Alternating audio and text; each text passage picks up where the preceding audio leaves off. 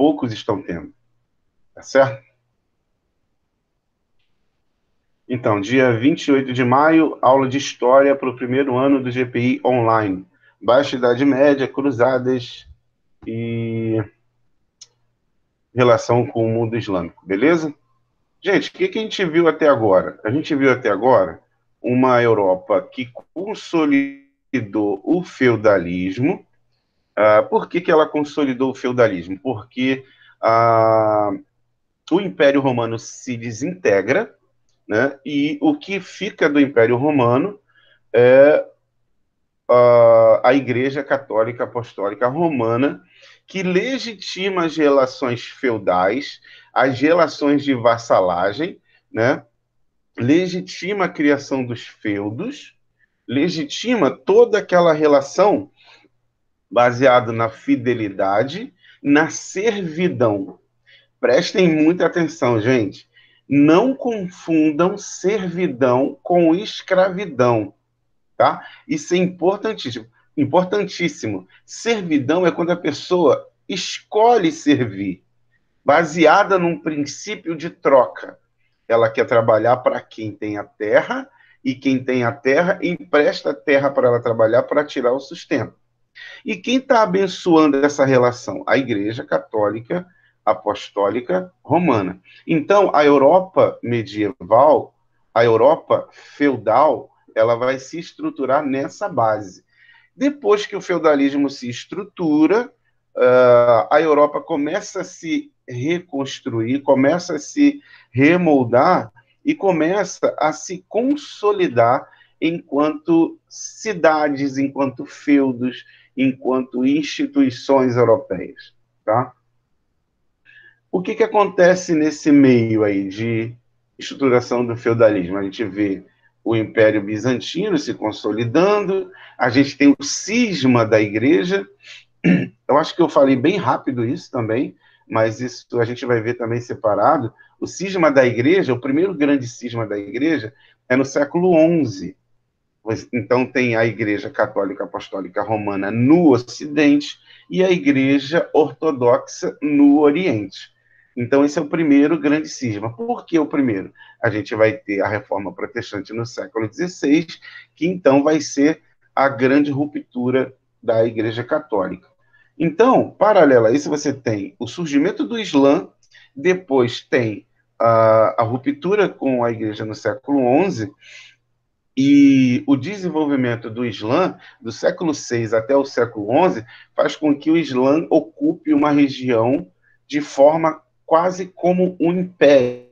Porque lembra, gente, da discussão sobre o objetivo político da unificação das tribos nômades de origem semitas da Península Arábica que Maomé pensava? Espera aí, eu tenho diversas tribos com a mesma origem semita, que tem uma intimidade com a cristandade e com o mundo judaico. Eu vou aproveitar toda essa estrutura comum, vou tentar unificar e vou criar uma religião. Pessoal, preste atenção. Isso é uma análise histórica, científica. O que acontece no panteão mitológico do Islã? Maomé recebe a inspiração do anjo Gabriel para escrever o Alcorão, consertar todas as merdas que os judeus e os cristãos fizeram no passado através do Islã. O Islã é a oportunidade para consertar tudo aquilo de errado que eles fizeram. Então o Islã vem para dar todas as respostas. Por isso que eles não ignoram os profetas judeus e muito menos Jesus. Jesus é um dos mais importantes profetas do Islã. Ele não é considerado filho de Deus, mas é o mais importante profeta depois de Maomé.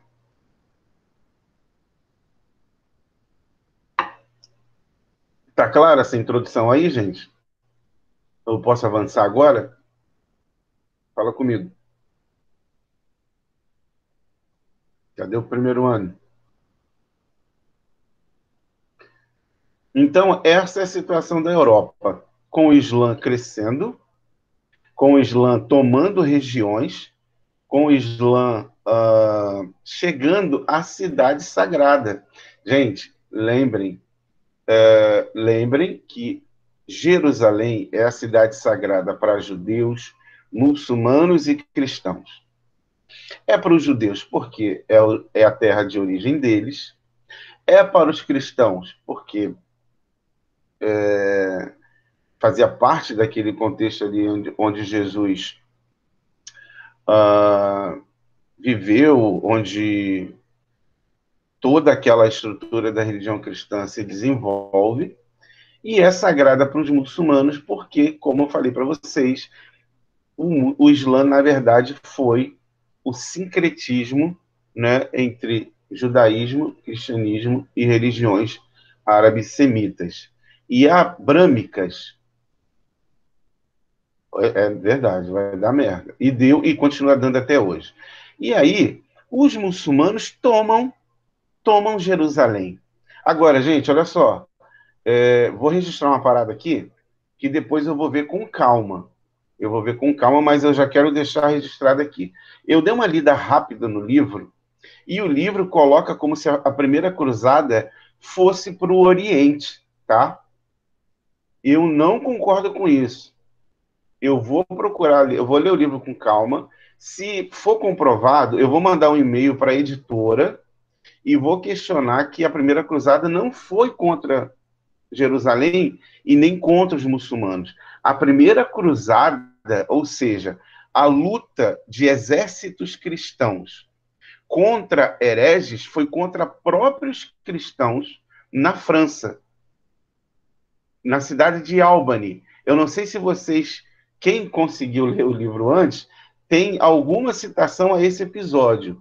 Se não tiver, eu vou mandar um e-mail para a editora para questionar essa cronologia e esse conceito, tá? A primeira cruzada, ou seja, exércitos cristãos que foram fortalecidos pela igreja naquele momento de crise medieval, eles passaram a representar a defesa da fé cristã. Lembra de toda aquela estrutura da distribuição de títulos, de como que a nobreza nasceu? Então, a nobreza nasce quando a igreja percebe que isso seria útil para ela.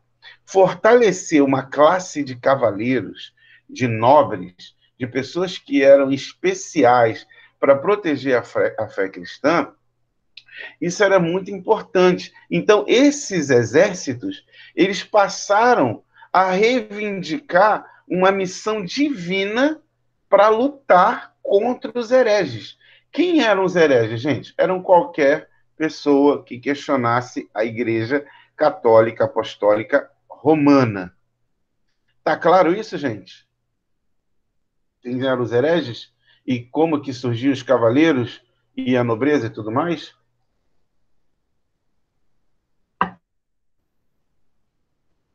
Beleza. Você tem, olha só, hein? Você tem nobres, cavaleiros, exércitos, cristãos, loucos, armados, dizendo defender Deus. Parece com alguma coisa hoje, não parece? Homens, héteros, brancos, cristãos, armados, diziam que ia proteger Deus, defender Deus e a família. Olha que loucura! Não parece familiar esse discurso? Pois bem, era exatamente isso que acontecia na Idade Média. Eram cristãos, eram brancos, eram pessoas que se diziam defender Deus, defender a família e o modo de vida cristão. Gente, isso eram os cavaleiros da Idade Média, tá? Isso era o que a igreja legitimava. Mas não vamos complicar a história, vamos ficar aqui por enquanto. Deixa só vocês fazerem a ligação, a analogia. A igreja, presta bem atenção nessa palavra, tá, gente? Legitimava. O que é legitimar? Legitimar é tornar legal, é fazer com que as práticas deles estivessem dentro da lei. Vocês têm ideia do que é isso, gente? Era o seguinte: era a igreja apoiar, era a igreja legitimar e fazer com que aquilo que eles estavam cometendo, fazendo, fosse a vontade de Deus. E aí eu vou falar outra coisa, gente, que infelizmente vocês vão lembrar de outros episódios. A igreja passa a legitimar a tortura. Os cristãos da Idade Média, através dos cavaleiros, diziam que a tortura era um instrumento para fazer com que os hereges se reaproximassem de Deus. Vocês estão me ouvindo, gente? Fala comigo. Vocês estão me ouvindo? Olha como que isso é importante, cara. Olha de onde vem, olha só, hein?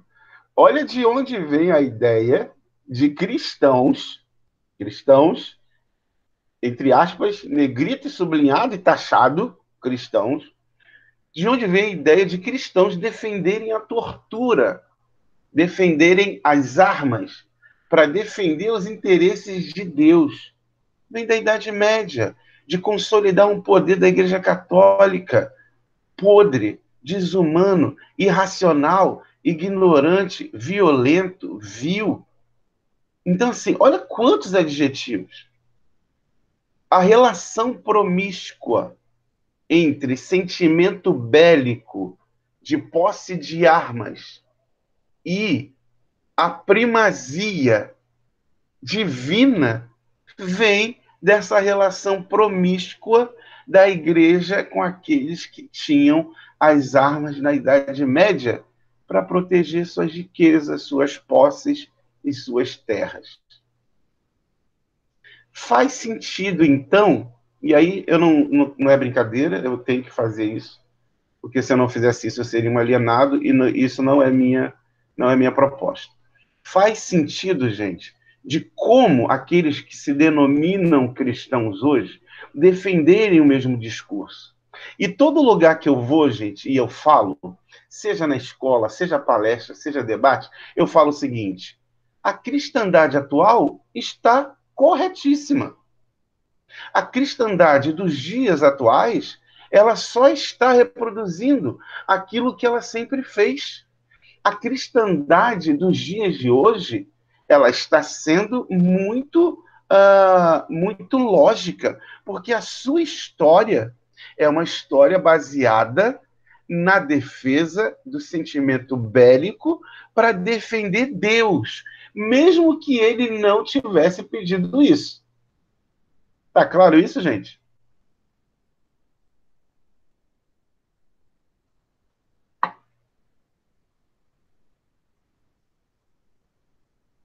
Então, gente, olha só. Eu não estou aqui para acusar ou para classificar. Eu estou aqui para compartilhar os fatos e a interpretação científica da história para que vocês consigam identificar o que essa história que a gente viu do século, que a gente está vendo do século XI até o século XIV, ela ainda se perpetua nos dias atuais, nos grupos correspondentes. E quando eu falo de cristandade, tá, gente? É tudo aquilo que usa o nome de Deus para conseguir poder se consolidar na economia, na política e em tudo que vocês possam imaginar em relação à sociedade. E aí eu falo de cristandade, eu falo de católicos, de evangélicos, protestantes, seja o diabo que for. Mas é a cristandade que está presente tanto no 2020 como no século XI e século XII, que é íntima desse sentimento bélico, ou seja, de defesa das armas para defender os interesses de Deus. E onde eles vão defender os interesses de Deus? Na cidade sagrada de Jerusalém. Gente, outra coisa que tem que ficar registrado, tá? Quando os muçulmanos, isso é muito importante, hein? Quando os muçulmanos ocuparam Jerusalém, os muçulmanos não mataram um cristão. Quando os muçulmanos ocuparam Jerusalém pela primeira vez, eles fizeram pelo avanço militar, sim. Eles se impuseram pela força das armas, sim. Eles ocuparam a cidade sagrada e convidaram os cristãos a se retirarem ou manterem seus cultos de forma que eles impuseram. Isso é verdade. Agora, o que é uma outra verdade? Os muçulmanos não fizeram isso de forma violenta. Eles fizeram isso de forma diplomática. Ou seja, eles primeiro negociaram essa retirada para ocupar Jerusalém. Vocês sabiam disso, gente?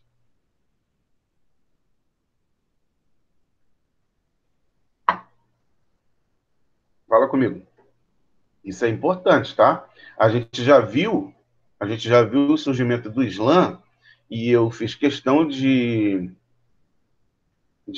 destacar com vocês a questão da gente desconstruir preconceitos e até racismo em relação ao Islã. E desconstruir preconceito em relação ao Islã é importante saber disso, de como que foi a postura do mundo muçulmano em relação à cidade sagrada. Quando, e aí, quem falou lá na frente que ia dar treta? Deu treta por causa da cristandade. O que, que a cristandade fez, gente? Você tem uma Europa, olha só, uma Europa louca, medieval, cristã, armada até os dentes, louca por poder, inspirado pela igreja, instigado pela igreja, baseado no sentimento de lutar contra os hereges. Quem vai ser agora a maior representação de heresia diante desse quadro? Pensa comigo. Se você tem uma Europa igual um cachorro louco, com sangue nos olhos, toda armada, doida para fazer a vontade e a justiça de Deus, contra os hereges, quem vai ser os hereges agora, gente?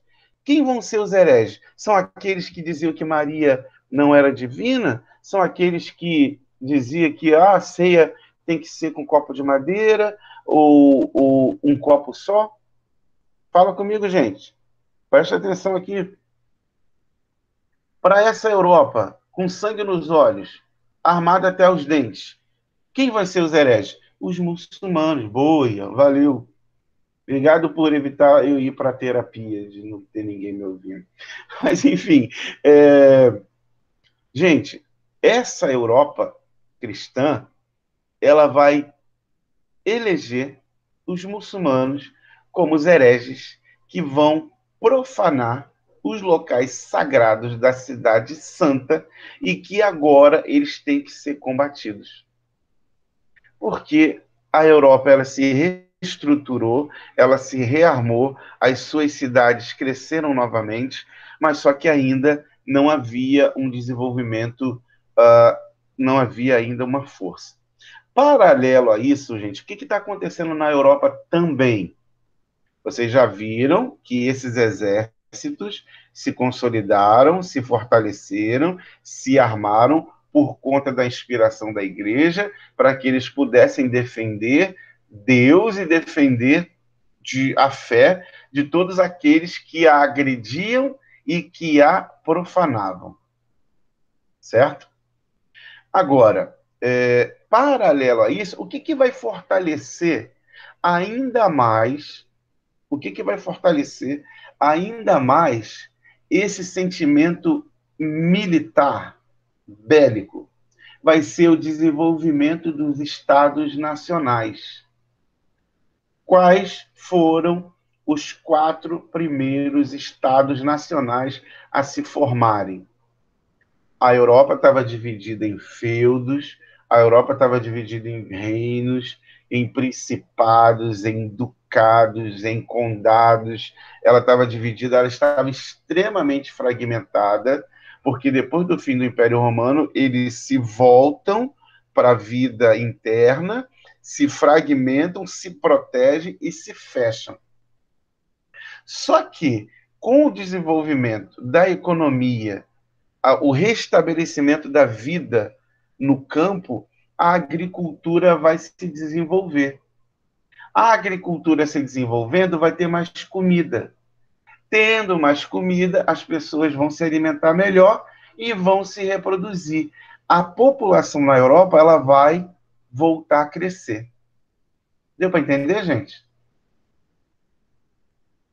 Como que a Europa se reestrutura, como que ela volta a se consolidar e se estabilizar? Quem vai me salvar agora da terapia? Fala comigo. Matheus me salvou. Beleza, então. Então é o seguinte: essa Europa estruturada, consolidada, que volta a crescer, ela começa a perceber que ela também estava fragilizada por conta dessa descentralização. Lembra o que aconteceu com o Islã na Península Arábica? De unificação do Islã através da religião e da centralização política? Vai acontecer na Europa também. E aí vão surgir os quatro grandes e primeiros estados nacionais: Portugal, Espanha, França e Inglaterra. Esses estados, que depois a gente mais tarde vai chamar de países, eles vão começar a se consolidar nesse período, do século XI até do século X até o século XIV. Gente, prestem bem atenção que esse processo de consolidação desses estados, prestem bem atenção, gente, o processo de consolidação da formação desses estados nacionais, Portugal, Espanha, França e Inglaterra, a consolidação desses estados vai ser fortalecida pela luta contra o Islã, porque a Igreja Católica vai legitimar, olha a palavrinha de novo, a Igreja Católica vai legitimar a formação desses estados, porque, na verdade, vai ser uma união de burgueses e nobres nesses estados. A nobreza, ela queria continuar no poder, mas não tinha dinheiro. O que estava crescendo na Europa? O comércio. Os burgueses passavam a desenvolver o comércio e precisavam crescer. Os feudos, a descentralização, a fragmentação, ela impedia o desenvolvimento do comércio. Qual é a solução? A solução é criar um Estado nacional controlado por um rei de boneco, um fantoche, mas financiado pela burguesia e abençoado pela igreja. Então, os estados nacionais vão se fortalecer no período das cruzadas, com uma proposta de financiamento pela burguesia, liderado aparentemente pelos burgueses, e vão se consolidar na luta contra o Islã. Gente, eu sei que é complicado, mas eu estou tentando deixar o mais claro possível. Pensa o seguinte: havia uma luta contra o Islã, mas havia também os burgueses querendo se consolidar. Como que a gente forma um exército forte, unificado? E, ao mesmo tempo, a burguesia vai ganhar porque ela vai unificar a economia. É tudo paralelo, é tudo ao mesmo tempo. A Europa volta a crescer porque ela se consolida, ela começa a plantar, as pessoas começam a comer bem, ela começa a se reproduzir e a população cresce. A população crescendo, os exércitos se fortalecendo, a igreja abençoando, a burguesia enriquecendo, formou os estados nacionais. Nos estados nacionais, na Inglaterra, na França, na Espanha e Portugal, elas se consolidam, elas enriquecem e tomam o poder desse Estado nacional. Então, qual é a conclusão que a gente pode chegar? Os Estados nacionais foram uma criação da burguesia, junto com a nobreza, abençoado pela igreja, para lutar contra o Islã. Deu para entender, gente? O Estado Nacional é uma união de burgueses com nobres, abençoado pela igreja, para lutar contra o Islã. Tá claro isso?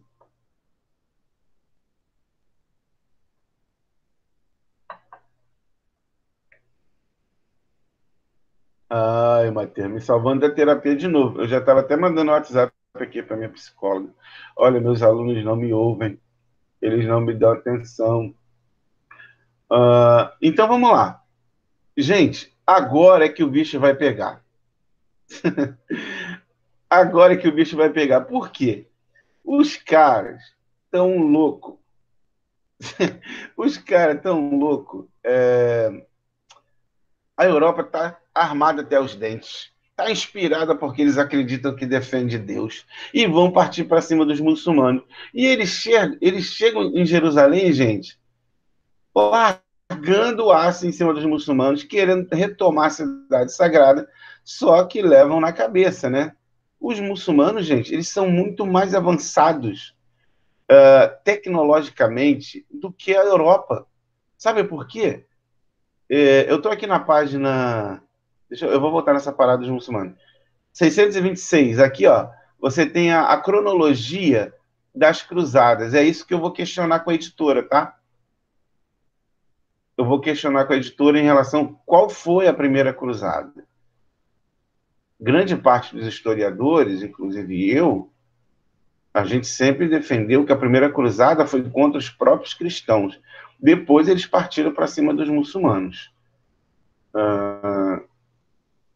Não, ela tá zoando. Só um pouquinho carente. Gente, preste atenção aqui. Enquanto os muçulmanos, os caras estavam desenvolvendo matemática, ciência, medicina, a Europa estava queimando gente viva em nome de Jesus, cara. Vocês têm ideia do que o grau de atraso em relação a eles? Enquanto os muçulmanos estavam.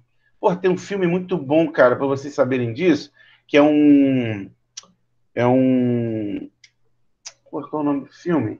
Do médico muçulmano que finge que é judeu. Pô, alguém já viu esse filme? Um médico muçulmano que finge que é judeu. Cara, qual é o nome desse filme? Eu vou ver o nome dele e posto lá para vocês. Vocês têm que ver esse filme. Trata justamente dessa diferença.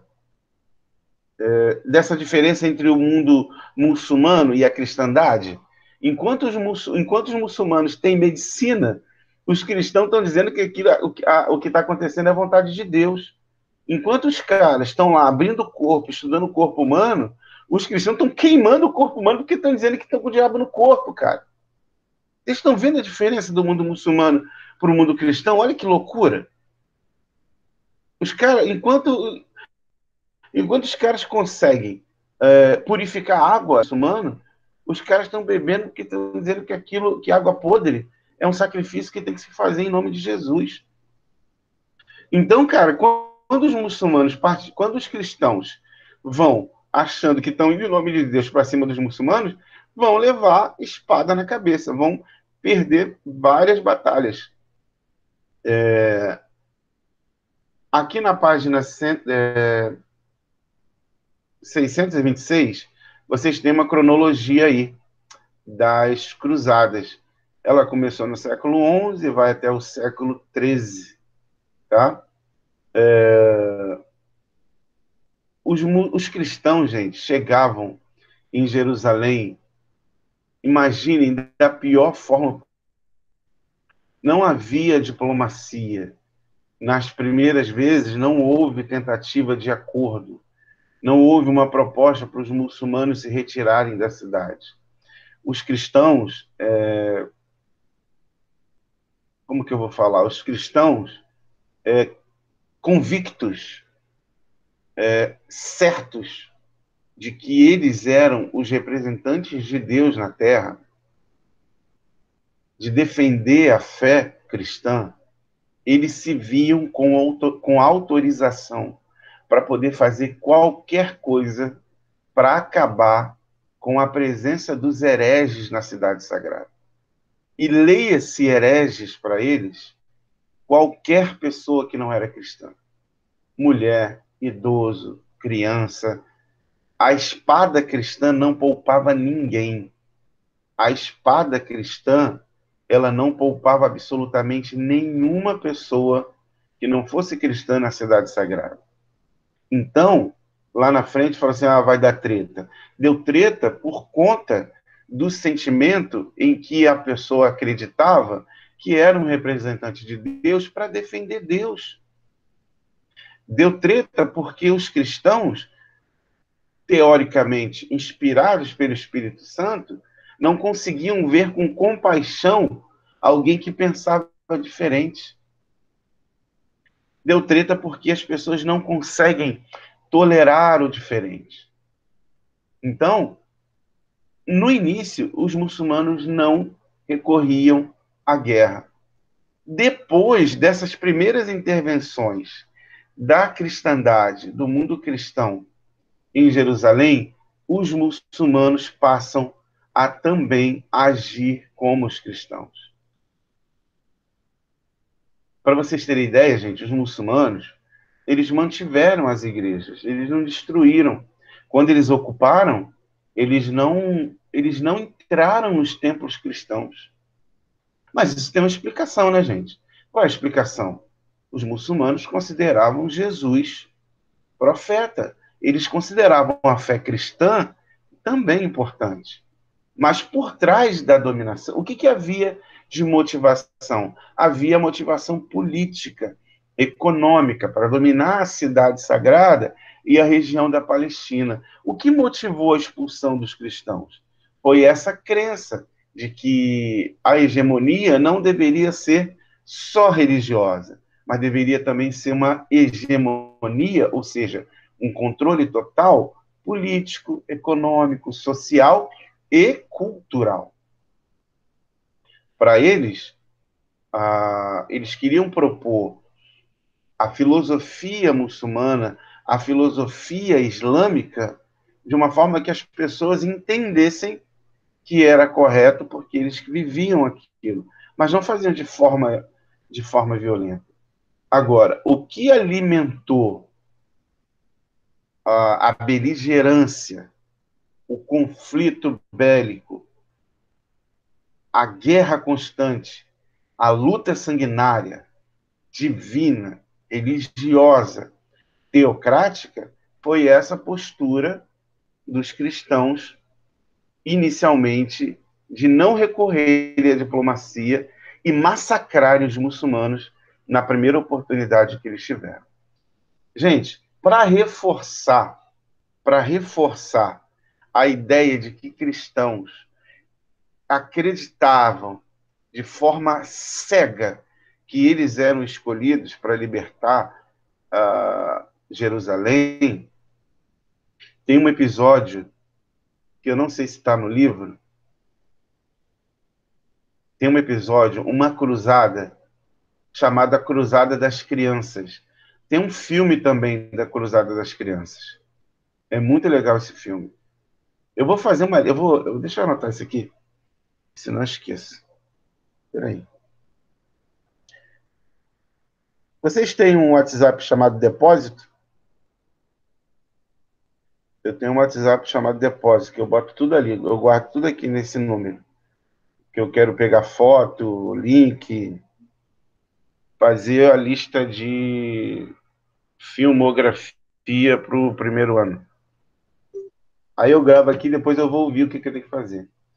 Então, assim, eu dar uma lista de filmes para vocês verem, né, cara? Vocês estão na quarentena, vocês têm que aproveitar a droga do tempo de vocês. Faz uma, né? É bom. Mas Aí tem eu tempo se os professores passam muito dever. Oi? Professor, não tem nem tempo. Os professores estão passando mais dever do que o normal. Eu não tô. Eu não sou tão Ah, o assim. senhor é especial, único. Ai, meu Deus.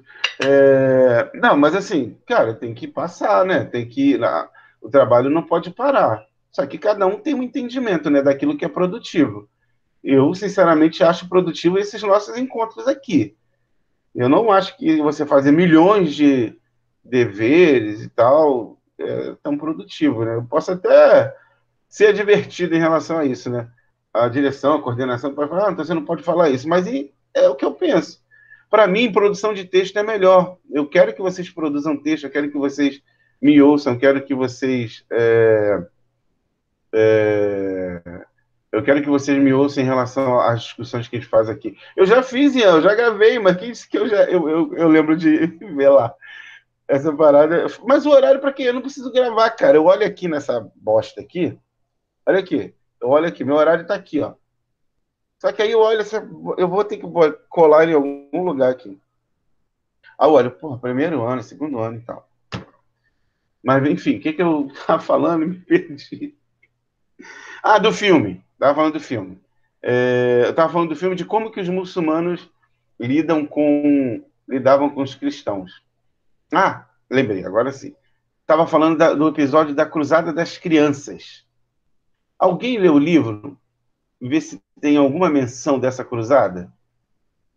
10h46, dá tempo de falar. Dá tempo de eu olhar aqui rapidinho. Cruzada das Crianças. Alguém leu alguma coisa? Tem um filme da Cruzada das Crianças. Eu nunca li nem nunca ouvi falar. Gente, olha só a Nem eu. loucura. Gente, não, presta bem atenção, gente. Presta atenção como que foi a Cruzada das Crianças. Os nobres, cavaleiros, eles já acreditavam que eles eram escolhidos de Deus para sair largando aço em cima em quem fosse, porque eles estavam fazendo a vontade de Deus, certo? Eles acreditavam nisso porque a igreja incentivava essa fé, alimentava a fé de que eles eram nobres e que todo mundo que queria ser nobre deveria defender a fé cristã. E aí, gente, começou a criar uma prática de que, assim, se eu tenho pecado, se eu quero me tornar um nobre, se eu quero me tornar uma pessoa especial, o que eu tenho que fazer? Eu vou lá para Jerusalém, eu vou lutar contra os hereges, Deus vai me abençoar, a igreja vai me dar um título, e eu vou ser uma pessoa nobre, uma pessoa especial. Esse sentimento já é louco, né? Essa ideia já é louca. Agora, quer uma coisa mais louca ainda? Foi a Cruzada das Crianças. Espera aí, se nós somos escolhidos, vamos fazer o seguinte, vamos montar um exército de pessoas que são escolhidas e puras, de pessoas sem pecado, de pessoas que Deus olhe de forma ainda mais especial. Vamos criar um exército de crianças. E a gente vai marchar sobre Jerusalém, Deus vai à nossa frente, vai vencer o exército muçulmano e vamos tomar a cidade sagrada e acabar com todos os hereges. Vocês me ouviram, gente?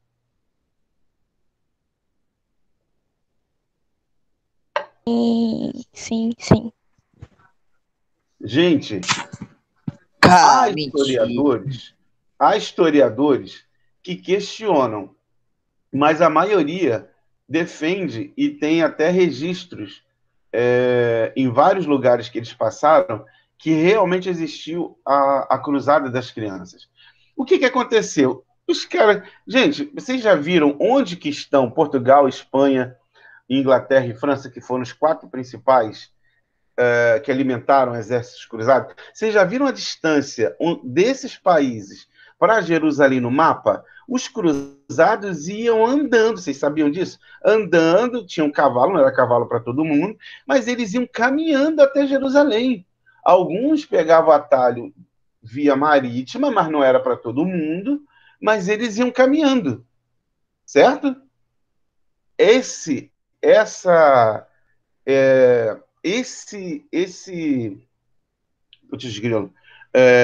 fato deles irem caminhando ajudou também a reaquecer o comércio. As chamadas linhas, as linhas que eles andavam, que eram os caminhos, esses caminhos viraram rotas comerciais. Então, as cruzadas ajudaram a reaquecer o comércio na Europa. Só que, olha só, isso foi bom para eu lembrar também isso, para registrar isso para vocês. As cruzadas foi fundamental para reaquecer o comércio, porque o caminho que os cruzados faziam viraram rotas comerciais. E no caminho, imaginem milhares de pessoas andando. Vocês acham... O que aconteceu, gente? Começaram eu vou falar uma coisa aqui que é atual, mas só para vocês entenderem. Onde tem muita gente, tem o quê? Fala para mim, abre aí o microfone. Onde tem muita gente, qual é a primeira coisa que aparece? Pessoas. Não, mas fazendo o quê? Matando. Gastando dinheiro. Isso! Ele tem comércio, gente. Onde tem muita gente, tem comércio. Então, presta atenção. Eu não sei se no livro tem a linha. Tem a linha que as cruzadas faziam? Deixa eu ver aqui. os caminhos? Pô, não tem. Pô, mas eu não vou nem me ousar abrir no Google, senão vai travar tudo.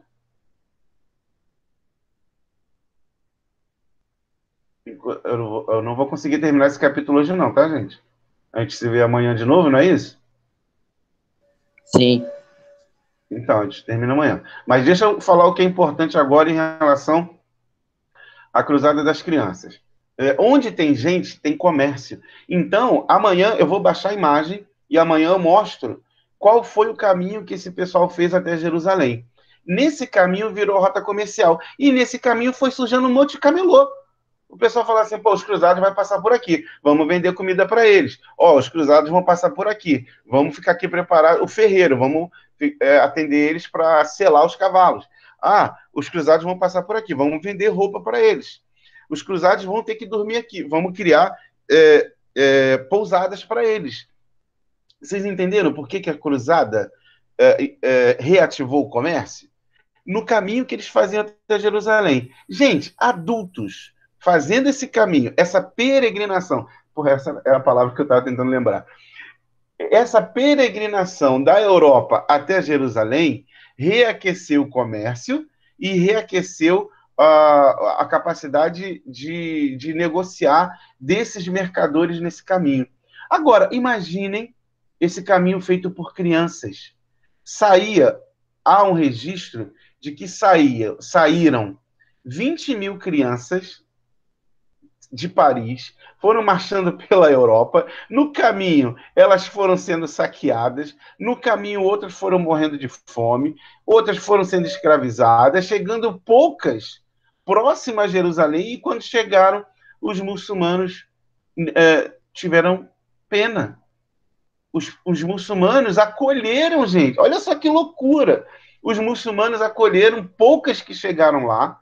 E tem gente que acredita que elas nem chegaram lá. Mas o fato é que a cruzada existiu. Até onde chegou ou não chegou, de fato, o mais importante é a doutrina baseada por trás dela. Espera aí, as crianças são puras, são cristãs, são brancas, são héteras, elas podem descer a lenha em cima dos hereges impuros que atacam a nossa fé e são contra a família e são contra Deus. Algo muito familiar também com os dias atuais. Então, gente, presta bem atenção de como que esse mundo medieval... Vocês já ouviram falar nas discussões atuais, assim, esse cara, ele tem uma postura medieval. É por causa disso, gente. É da irracionalidade. É da cegueira em relação à religião. É da loucura que se faz em tudo em nome da fé, em nome de Jesus. Vocês estão conseguindo perceber o que é ser medieval? O que é ser uma pessoa medievalesca? É uma pessoa cega, bélica, violenta, que comete atrocidades em nome de Deus. É isso que é ser medieval. Eu nem cheguei na peste negra, né? Amanhã a gente vai falar sobre a peste negra e sobre das consequências de como que foi isso na Europa e de como que a relação com a cristandade. Ô, professor, sabe me dizer quantas crianças chegaram lá? A gente tem registros que saíram de 15 a 20 mil de Paris. Mas ninguém sabe ao certo se chegaram e quantas chegaram até onde. Tem um registro. Amanhã eu vou pegar um mapa e vou compartilhar com vocês e vou mostrar até onde tem registro delas. Depois daquela cidade ali, não se teve mais. Sabe, não tem essa versão de que os muçulmanos acolheram as crianças? Sim, sim. Há uma defesa de quem criou essa versão foram os muçulmanos, né? Para eles parecerem que eles são são altruístas, né? São seres humanos melhores. Os muçulmanos ficaram sabendo da cruzada das crianças e se aproveitaram desse episódio para tentar demonstrar que eram mais, digamos, solidários e de que acolheram as crianças. Só que não tem registro do lado cristão dessas crianças chegando até Jerusalém, tá? Mas o importante, independente da gente ter registro deles chegarem lá ou não, era como que era construída a fé deles, gente. De como que essa relação da religião com a política e com o sentimento bélico cometeu atrocidades como a Cruzada das Crianças. Tá certo? Tá bom, Ian. Amanhã, 9 horas. 9 horas aqui com vocês, né?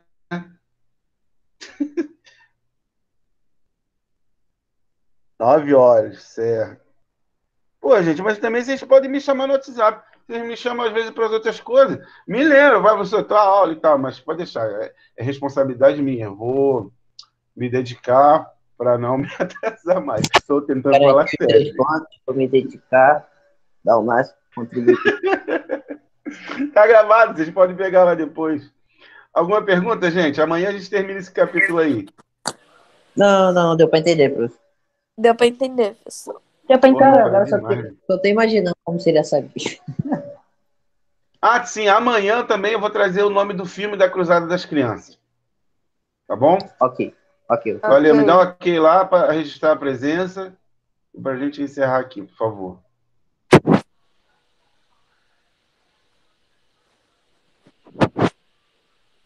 Bora, gente. Falta gente aí, estão dormindo. Manda no grupo aí da Deep Web. Vocês devem ter um grupo da Deep Web, né? Tem o grupo lá oficial e o grupo de vocês. Gente, dá um ok lá e tal.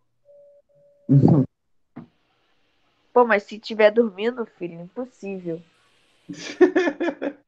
Valeu, gente. Obrigado aí, tá? Pela atenção. Se cuidem. Até amanhã. Valeu, professor. Até amanhã, mano. Tem aula com o senhor. Até amanhã. Valeu, professor. Valeu, tchau, tchau. Valeu.